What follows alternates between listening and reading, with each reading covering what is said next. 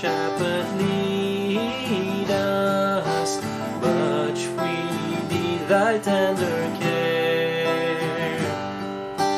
In thy pleasant pastures feed us, for our use thy foes prepare. Blessed Jesus, blessed Jesus, thou hast bought us, thine we are. Blessed Jesus, blessed Jesus, thou hast bought us, thine we are. We are thine, thou dost befriend us, be the guardian of our way. Keep thy flock from sin, defend us, seek us when we go astray. Blessed Jesus, blessed Jesus, you will hear us when we pray. Blessed Jesus, blessed Jesus, you will hear us when we pray.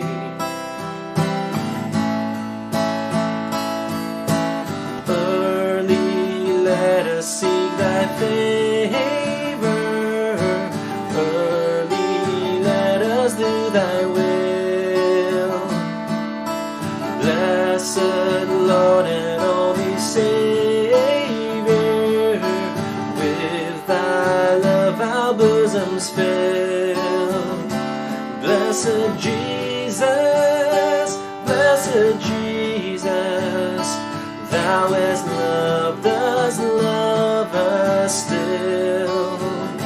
Blessed Jesus, blessed Jesus, thou hast loved us still. Blessed Jesus, blessed Jesus, thou hast loved us still. Blessed Jesus, blessed Jesus, thou hast loved us still.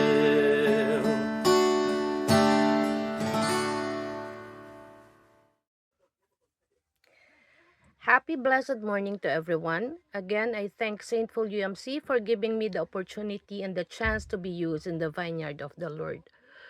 I know that there are some people like me who are in different parts of the world, but our distance and physical separation does not affect the fact that we all hunger for the word of God, and we are all brothers and sisters in Christ. I would also like to invite you to the different activities in St. Paul UMC that each one of us could join either physically or virtually.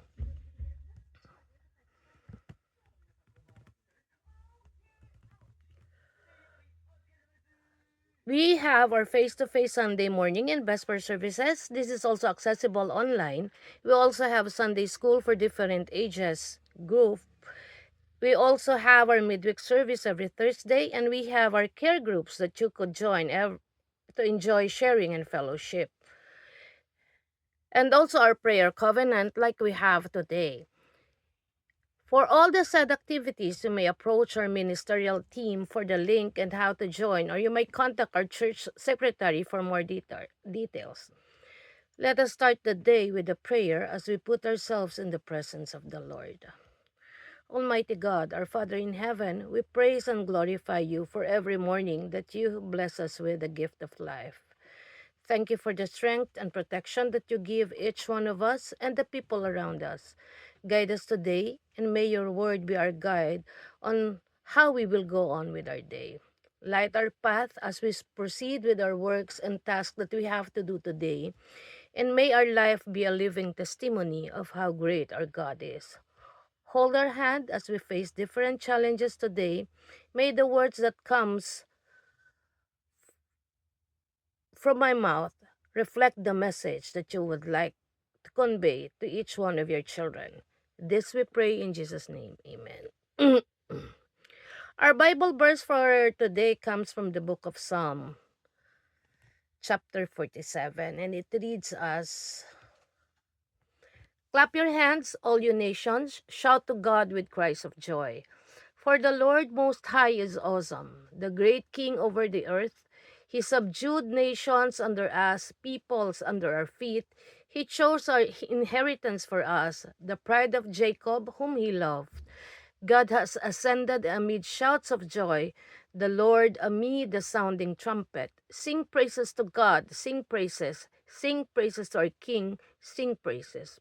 For God is the King of all the earth, sing to him a psalm of praise. God reigns over the nation. God is seated on his holy throne. The nobles of the nations assemble as the people of the God of Abraham. For the kings of the earth belong to God. He is greatly exalted. Praise God for the reading of His Word. Initially, inisip ko po, anong verse ba yung dapat ako mag-focus? Because the message for today is more on singing praises and glorifying God. It's about singing. So, what comes to my mind is that we should all praise God and be thankful to God despite of all the challenges and the troubles or the hurdles that we face in our life. Bakit po? It's because we should believe that God knows what is best for us and He has a great plan for each one of us. Hindi man po natin naiintindihan and sometimes it must be something that pains us. However, we should thank and praise God. Meron po isang kwento na sabi nga, it's how you react on what is happening in your life that counts most. Hindi yung pangyayari. Because sometimes it is God's doing that He make things happen to prevent us to face more challenges or to fail. So, isang lumang kwento na po ito wherein may isang lalaki na papunta ng opisina. Bago siya pumunta ng opisina, iinom sana siya ng kape, natapon yung kape, kailangan niya magpalit ng damit. And it is a very important day of his life that he has to rush to go to the office. However, because of those things that has happened to him, na-delay siya ng pasok, nagkaroon ng malfunction yung engine ng kotse niya. And lahat yun, he's thinking of why all those things is happening to him. Andun siya, lagi siyang nagmumurmur ng complaints. But nung at the end of the day, he was able to catch or to meet the schedule. And the meeting went well. So, ang inisip niya, bakit ganon? Anong nangyari? Bakit yung start of my day is not good? Nung makita niya, yung nanood siya ng balita, yung palang dinadaanan niya that time is nagkaroon ng malaking aksidente. At the same time na dapat dadaan siya, kung hindi siya nagkaroon ng little delays. So, it came to him a realization that it was God's plan of preventing that accident to happen to him so that he will not be a part of that accident. So, although delay, he started to praise God that although he did not appreciate what has happened at the early part of the morning, he knows that it was God's working and God's doing that made him achieve what he wants to achieve because maybe it is part of God's plan. Meron lang mga konting delays and that is also same with our lives. Minsan we look at others with envy na bakit siya ganito, bakit siya ganon, bakit ako ganito, bakit ako ganyan.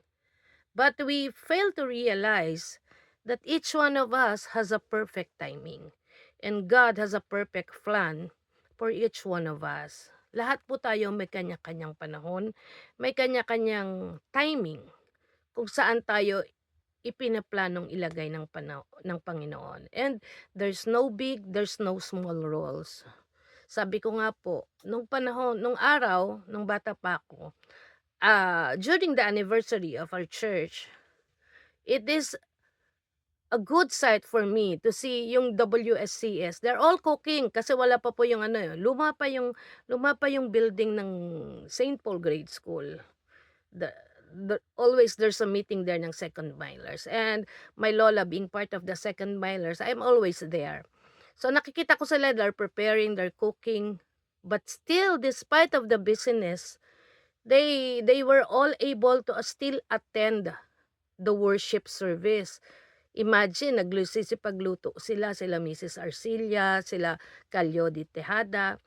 Nakasuot sila ng mga time na yun, may mga nagsusuot pa ng ng mga kimono, yung mga kimona ba yung kimona? Yung mga barot saya, mga ganun pa. And it's a real good sight.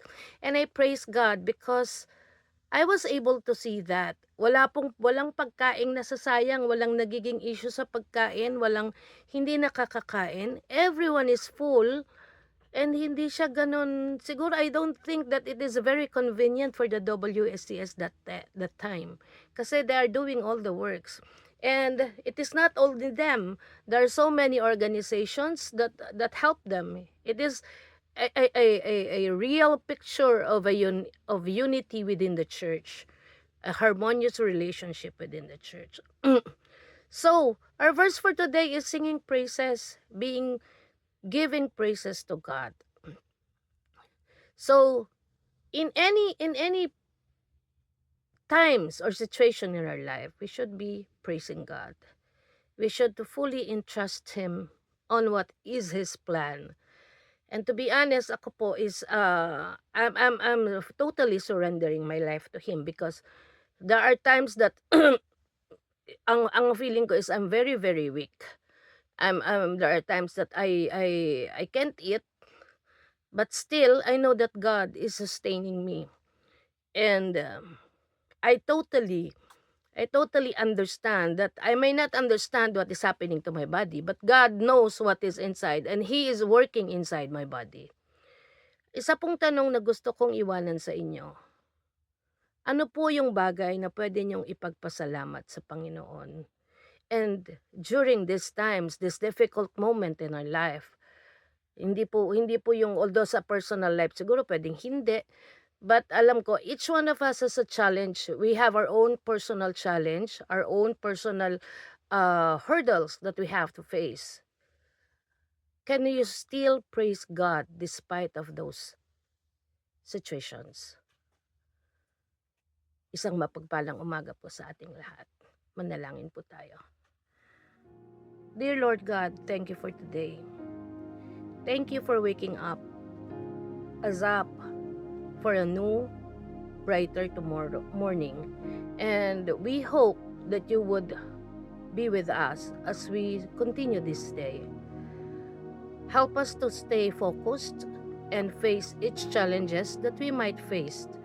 And I know and I trust that despite all the chaos in this world, you're still in full control. Marami man po kaming iniisip, marami man po kaming pinagdaraanan, alam po namin that you're in full control, you're monitoring, or you're supervising, or you're seeing each one of us. Thank you, and please forgive us for everything that we have done that is not pleasing to your eyes. This we pray in Jesus' name. Amen.